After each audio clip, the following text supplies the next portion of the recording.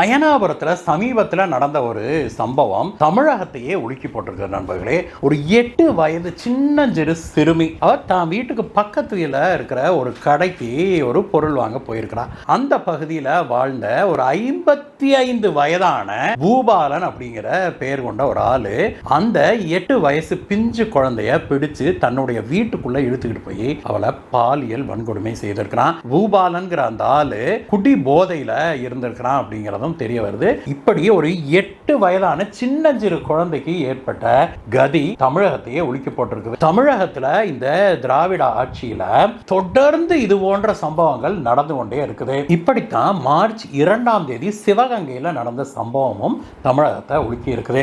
சிவகங்கையில ஒரு +1 படிக்கிற மாணவி இன்னொரு இளைஞனோட ஒரு 19 வயதான ஒரு இளைஞனோட பழகி வர்றா. அதற்கு பிறகு அந்த இளைஞன் என்ன பண்றான், இந்த பொண்ணு மைனர், இவளை அழைச்சிக்கிட்டு பக்கத்துல இருந்து ஒரு காட்டு பகுதிக்கு போய் அவளை பாலியல் வன்கொடுமை செய்யறான். இதுல என்ன கொடுமை அப்படின்னா, அவன் இந்த பொண்ணை பாலியல் வன்கொடுமை செய்ததை அந்த ஊரை சேர்ந்த வேறொரு ஆளு பார்த்துறான். பிரவீன் அப்படிங்கிற அந்த ஆளு அதற்கு பிறகு இந்த மைனர் பெண்ணை மிரட்டி அவனும் அந்த பெண்ணை பாலியல் வன்கொடுமை செய்தறான். தனக்கு நடந்த இந்த கொடுமைகளை அந்த பெண்ணு தன்னுடைய சக மாணவிகள் சிலர்கிட்ட சொல்றா. அதை கேட்ட மாணவி ஒருத்தி, இதனால பிரச்சனை வராம இருக்கணும் அப்படின்னா ஒரு சாமியார் ஒருத்தர் இருக்கிறாரு, அவரை போய் பார்த்தீங்கன்னா அவர் இதையெல்லாம் சரி பண்ணிடுவாரு அப்படின்னு சொல்லவே அந்த ஆளோட போன் நம்பரையும் அந்த பொண்ணே கொடுத்திருக்கிறா. அந்த போன் நம்பருக்கு போன் பண்ணி பேசிட்டு சாமியார் போர்வையில் இருக்கிற அந்த மிருகம் வர சொன்ன இடத்துக்கு இந்த மைனர் பொண்ணு போறா. அங்க போனா இவளை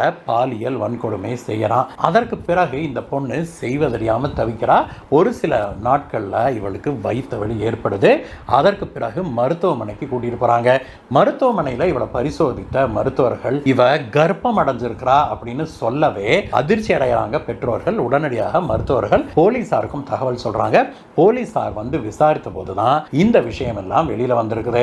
இதுல போலீசார் என்ன பண்ணிருக்காங்க, அந்த பொண்ணோட பழகின அந்த 19 வயசு பையன் இருக்கான் இல்லையா, கிஷாரு, அவனை மட்டும் பிடிச்சு உள்ள தள்ளிட்டு மற்ற 2 பேர்த்த பத்தி இவங்க கண்டுக்கவே இல்லை அப்படின்னு சொல்லி அந்த பகுதி மக்கள் ரொம்பவுமே வருத்தம் தெரிவிக்கிறாங்க.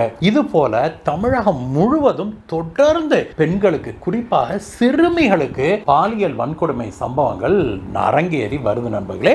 இந்த திமுக ஆட்சியில இதை தாங்க வன்மையாக கண்டிக்கிறோம் அப்படின்னு சொல்லி எடப்பாடி பழனிசாமி ஐயா அவர்கள் சொல்லியிருக்கிறாரு. திமுக ஆட்சியை கடுமையாக சாடிய அவர் பெண்களுக்கு பாதுகாப்பை வழங்க தவறியிருச்சு இந்த அரசு. ஏன் சின்னஞ்சிறு குழந்தைகளுக்கு கூட இந்த ஆட்சியில பாதுகாப்பு இல்லை அப்படின்னு எடப்பாடி பழனிசாமி ஐயா அவர்கள் பேசியிருக்கிறாரு.